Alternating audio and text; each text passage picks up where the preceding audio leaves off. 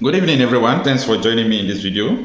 Today is Thursday, April 24th, 2025. Before now, we have been saying this, that most of the insecurity in Nigeria, not only in the southeast, are state-sponsored insecurity. What do I mean by state-sponsored insecurity? These are insecurity being sponsored by Nigerian state, either directly or indirectly. Most of the time, we bring video proofs for you on how the police confess that some politicians who are even lawmakers have been arrested. Up to today, we don't even hear about the result of the arrest, that they are sponsoring insecurity, that they are bandits, that are part of the banditry. Is it allegation against so many officials who are serving today? Is it the DSS arrested for aiding bandits in Osun State the other day, not more than a month today? So there is a proof, when I mean a proof, a total proof that Nigerian state is sponsoring insecurity against their people. And today, that is what Aloy Jimako is conveying, that Nnamdi Kanu is urging US, EU to investigate the alleged sponsored insecurity in the southeast Nigeria. Now, before we go further, the pictures you are seeing on the screen, it happens in Katsina. Katsina is the home state of Buhari, okay, the former president. Now, these are the terrorists you are seeing. They call them Fulani terrorists or Fulani bandits. Now, they are meeting with the Nigerian army. This happened some weeks ago. They are meeting the Nigerian army. Look at what surprises me. They will come to that meeting with AK-47, and the Nigerian military, the soldiers, will also allow them to go home with the same, AK-47 that they came with. And the military alleged that they are meeting for peace. They are meeting for peace. Now, amidst all these things going on, you will see the same military saying that people who are agitating, who are, seeking for referendum are criminals.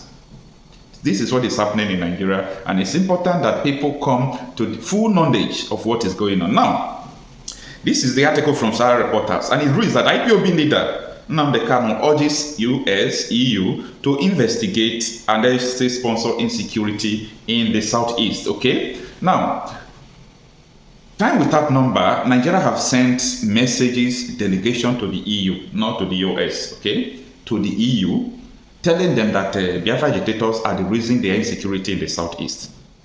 Anyway, like I used to say before, the globalists, there is no international law. It's all about international interest.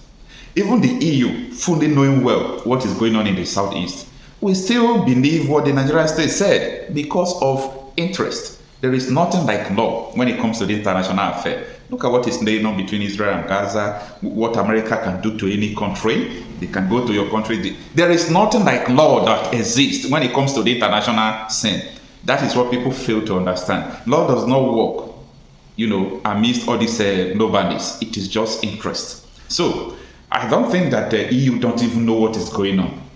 I believe they know everything that is going on, but because of their interest in Nigeria gas system that they are taking from Delta State down to Europe that have not fully worked. Maybe that is the reason why anything the Nigerian state asks them to do, they will do it. These people are ready to do anything you ask them to do, as far as their own interest is being protected. This is what I want people to know, okay? Now, let's look at the details of the article. It reads that the detained leader of the indigenous people of Biafra, IPOB, Nnamdi Kanu, has called on the United States and the European Union to launch an independent investigation into what he described as state-sponsored insecurity plunging Nigeria's southeast region. Okay? Now, the reason why this independent investigation is important is because the Nigerian government has presented so many fake evidence to the EU that look at the people who are sponsoring this. And that is not true. Okay? If that is true, the insecurity will not be going on. And I think EU, all these people, US, international bodies, they are not truthful to themselves. They should ask, who is this sponsoring the one in Bono? Who is sponsoring the one in Benue, Delta, Enugu, Edo?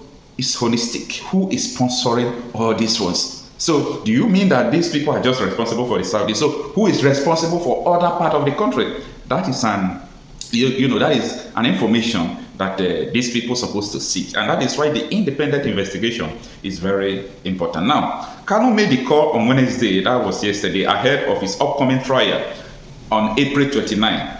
as concerns grows over the government's handling of security incidents in the region. According to Nnamdi Kanu, Special Counsel's Aloy Ebuka, the IPOB leader made the call when he met with his legal team on Wednesday to discuss what he claims are strategic attempts by the Nigerian government to discredit the group by linking it to a series of recent violent raids in Imo and Anambra states. Nnamdi Kanu met with his legal team, this is what Aloy Ebuka wrote, to address the Nigerian government's alleged attempt to manipulate public opinion ahead of his trial on April 29, 2025. Nnamdi Kanu highlighted concerns over deliberate effort to falsely link the indigenous people of Biafra IPOB to fabricated raids in Imo and Anambra, describing these as state-sponsored tactics to deflect attention from global campaign for his release. Ebuka said in a statement he shared on X, formerly Twitter, after meeting with Nnamdi Kanu. Kanu, currently held in the DSS custody of the Department of State Service DSS, has long maintained that IPOB is a peaceful movement advocating for the self-determination of the Biafran people. All right, let me stop the article here. So, Nnamdi Kanu is saying that there is a tactics and a way that the Nigerian state is trying to link what is happening in the southeast to IPOB that he formed. Now, I want to let you people know something. The government, any government is so deep. There are so many things people don't know about government. You know, like what is happening in Zamfara, Sokoto. If I see what happened in 2014, how all these pastors, Ibanjo, Tinubu, Buhari, many of them, okay, Banda Mohammed, yeah, to mention but few, how they spend their own hard-earned money to import terrorists because they want to win an election. Anybody who can do that can also sponsor insecurity.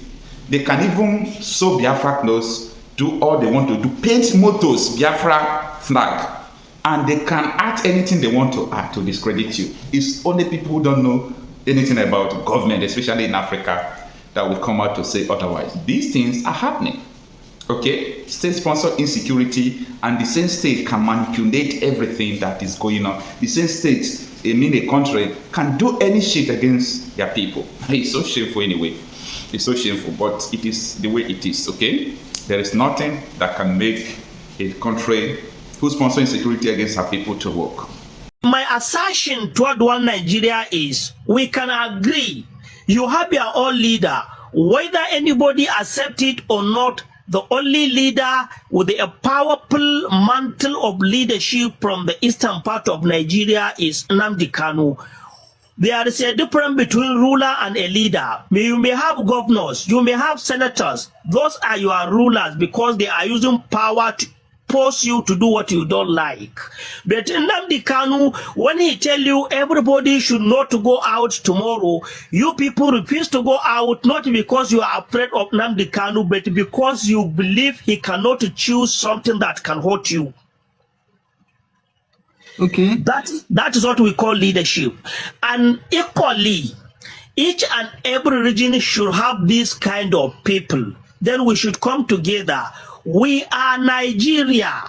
We will enjoy our strategic location in terms of business. You are Biafran, you are moving into northern Nigeria to do your business. You don't need visa because we are a Nigerian. You are northerner, you want to go to Biafra to do your business. You don't need visa because you are a Nigerian. But the resources of Biafra should be controlled by Biafrans.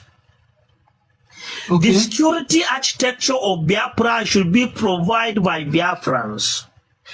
The resources of Oduduwa Republic should be controlled by Oduduwans.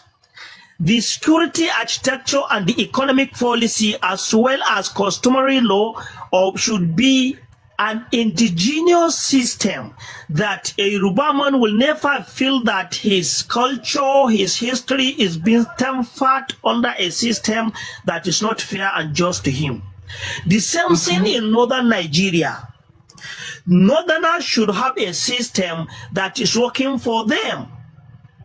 There is no problem for people of different history, people of different religion, people of different background to be under the one system.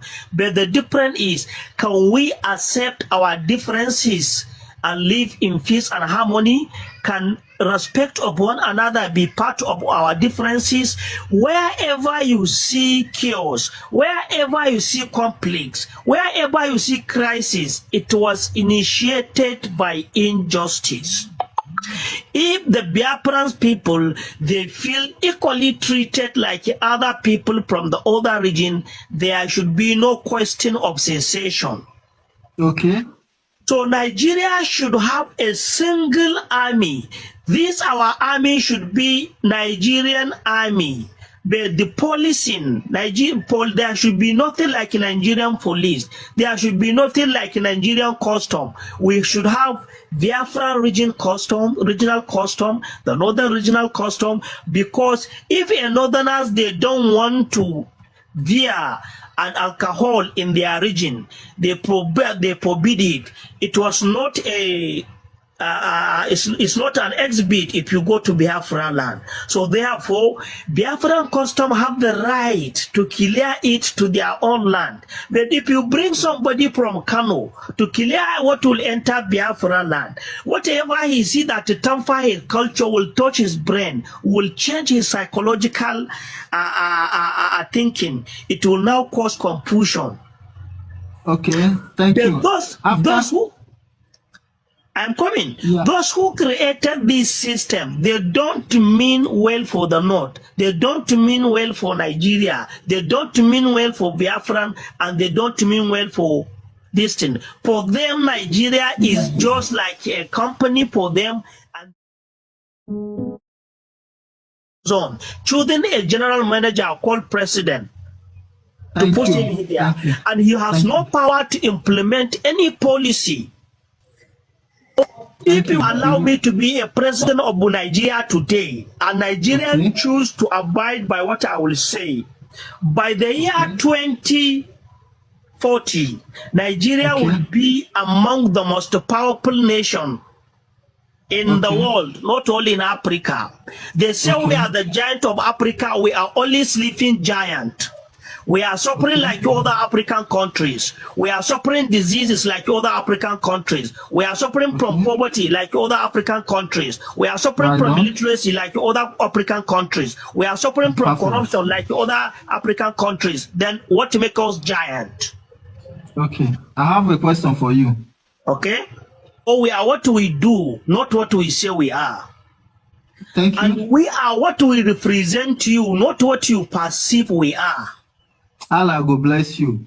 And what I want you to understand, Jobless King here, what he was saying, he disliked the approach. You didn't even listen to us throughout the discussion. Our discussion was not, no, you see, our discussion was not initially on this issue.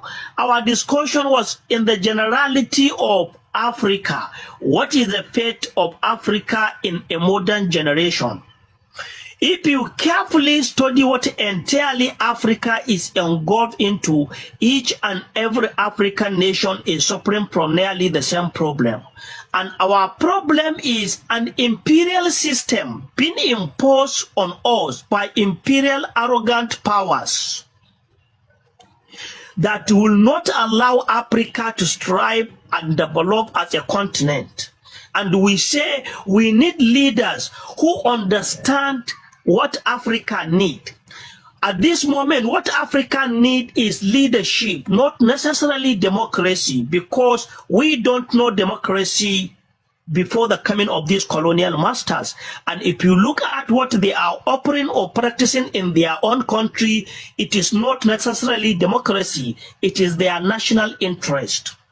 So we as Africans should be in a system that we will relate to any country, whether that country is Europe or whatever that country is, but we can only relate to that country based on mutual respect, where we are benefiting from the relationship, they are also benefiting. But in a situation whereby now, despite the abundant crude oil we have here in Nigeria, now see how much we are buying in liter. Many people believe maybe it is because of this or that. The reason is that there is a policy of pushing away fossil fuel as a main source of energy, and because majority of the country that are the country hegemonic system today, they are falling apart. Now there is rising powers. So the goal is moving into multipolarity.